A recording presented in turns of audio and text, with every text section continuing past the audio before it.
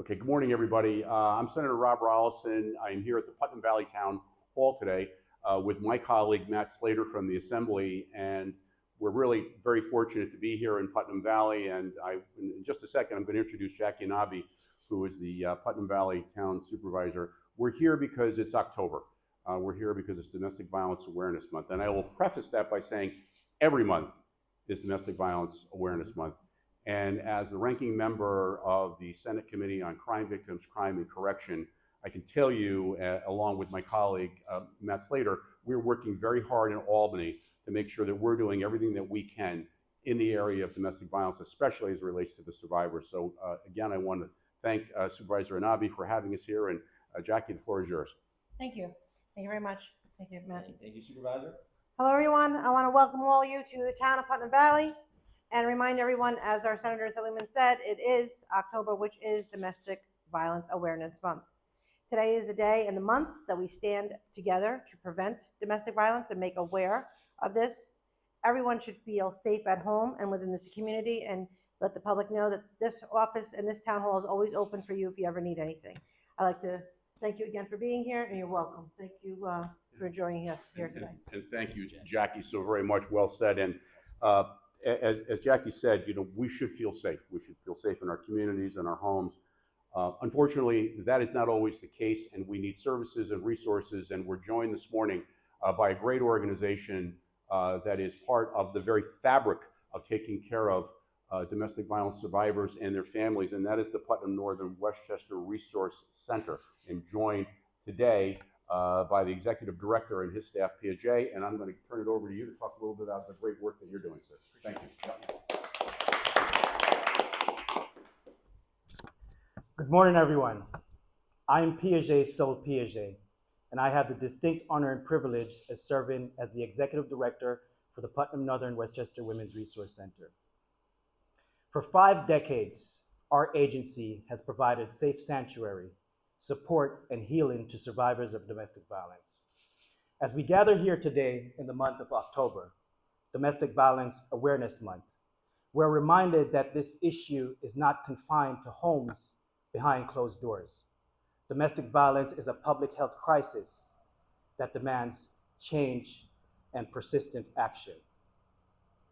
This month, we wear purple, not just to raise awareness to the issue, but to demand change. To say survivors deserve safety for more than just a moment. They deserve safety for a lifetime. This proposed legislation seeks to do that. This proposed legislation, which seeks to extend the length of stay for domestic violence survivors in shelter, is trauma-informed and client-centered.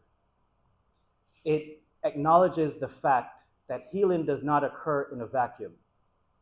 Healing requires time, it requires support, and it requires resources.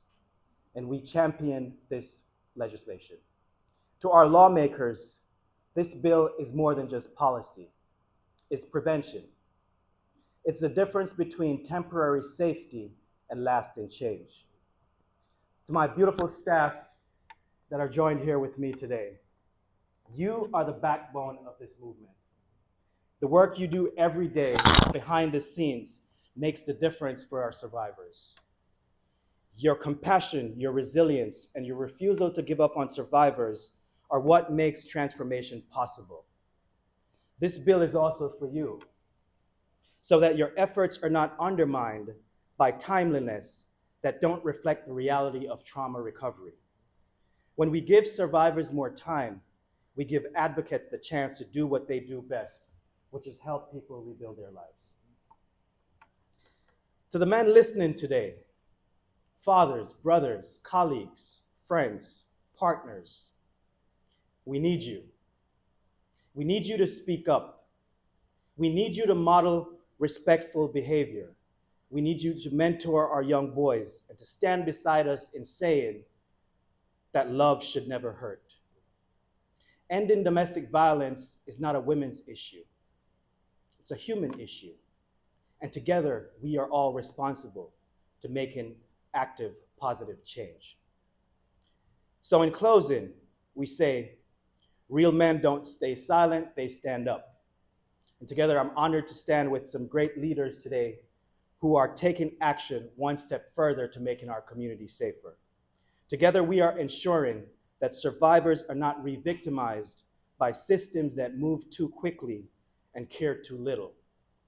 Together, we can create a future where homes are safe, families are stable, and peace is possible. And so I end today in saying, as we continue this vital work, let us remember our shared truth that peace in the world begins with peace in the home. Thank you.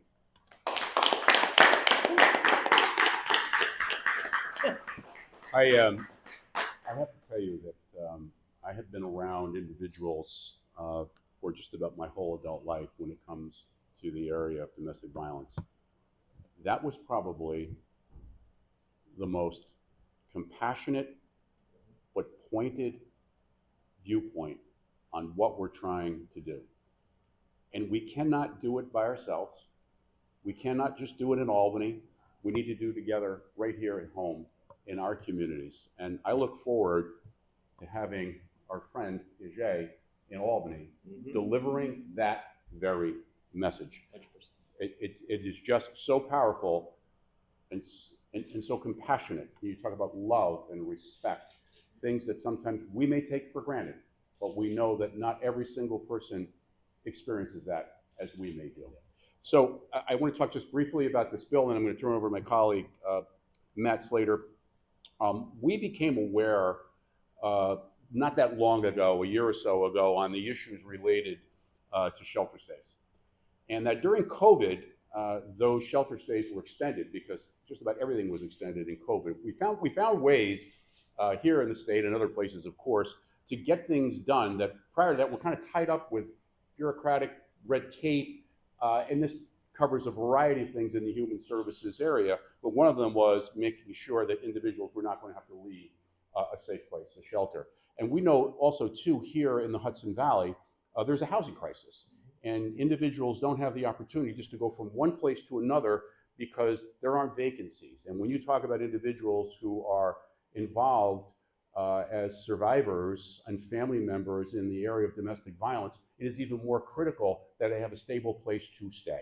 Because when they are not stable in their housing, that leads to other challenges for them. They're already under an amount of immense pressure. And so this bill extends that stay, also helps with reimbursement for the agencies that are providing shelter services and all the wraparound services that they get when they're in the shelter. Again, if we could do it during COVID, we need to do it now. And I'm going to turn this over to Matt. We talked about this, and we're pushing this forward in the Senate, where I have a co-sponsor, my dear friend and senator from the Bronx, Natalia Fernandez. And so, this is a bipartisan issue.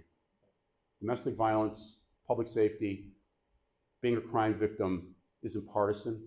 It's just what happens in the world, and we have a responsibility to try to make it better. And that's what Matt and I are doing. Thank you, Senator. In a lot of ways, I just want to say ditto to everything that was just said, huh? I mean, it was just an incredible presentation by Senator Rolison and Piaget.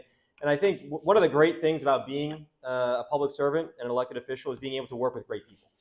And so being able to work with Senator Rolison here in Putnam Valley, being able to work with Supervisor Anabi here in Putnam Valley, I think getting to meet and engage and learn and work with great leaders like Piaget and the great people, the great staff at the Putnam Northern Westchester Women's Resource Center, that's what makes the job worth doing.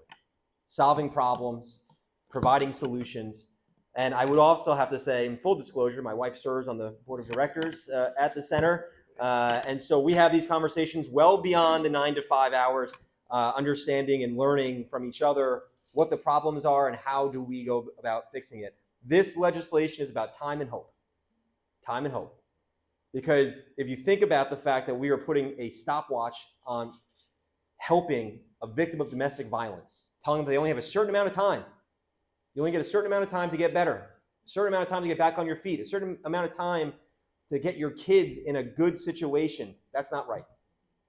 That's not how we properly rehabilitate victims of domestic violence. And so what this bill will do is ensure that there's a waiver program in place that grants more time when needed. This is just common sense. Common sense for the victim, common sense for the system, and it's going to save lives. That's what we're talking about here, is saving lives. And as the senator said, we know that there is a housing shortage. We talk about it and hear about it on the daily basis, right? And so what are we telling victims if we're telling them you only have a certain amount of time to put your life back together? And there are no options for them elsewhere to seek that safe and stable environment. That's a failure of the system. This bill rectifies that. And working with Piaget and the great staff at the Putnam Northern Westchester Women's Resource Center, we are providing real solutions to helping those in need. I'm looking forward to seeing this through the process. We also have bipartisan support in the Assembly, and we are very, very hopeful that this is a common sense piece of legislation that we will see get across the finish line. Senator Rollis and I already sent a letter to the governor asking the governor to include this in her executive budget proposal as we walk into 2026. That's how important we believe this initiative is. This is about time, this is about hope, it's about saving lives. And here in Putnam Valley, in Putnam County, in October, raising awareness about domestic violence and standing up for domestic violence victims, it is the right time for us to get this done. So I really want to thank everyone for being here. I want to thank you for your incredible leadership. I can't wait to have you back up in Albany and walk in the halls with Senator Rollison. I'm just getting goosebumps thinking about Right? it. I really am, because we need that. Exactly. We need that. And there's no, honestly, the center itself, from the top down, no better voice and advocates for the victims of domestic violence than right here in Putnam County. And so I can't thank you all enough for the great work that you do. You are an inspiration to us all, and we are going to make sure that we keep fighting for the victims of domestic violence. So thank you all very much. Oh, yeah, absolutely. Yeah, please.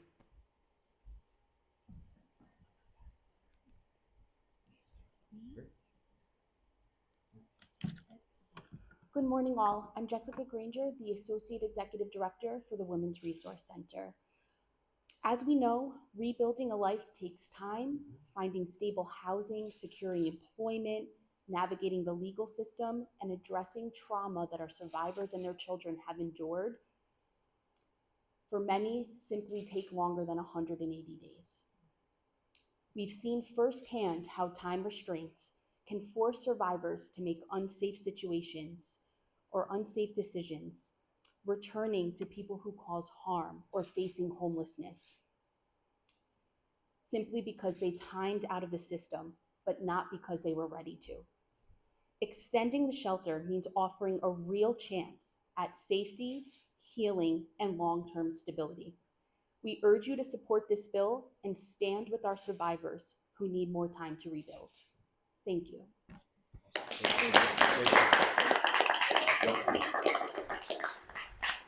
So we've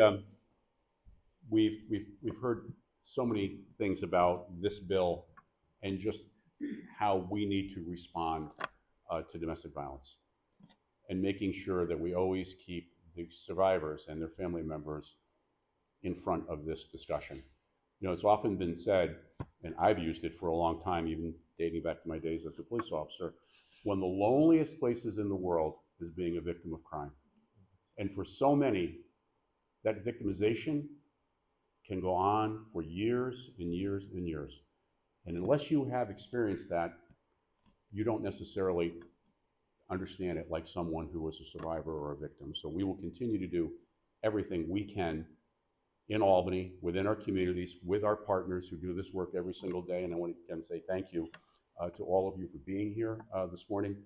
We'll continue this discussion. We'll continue moving forward.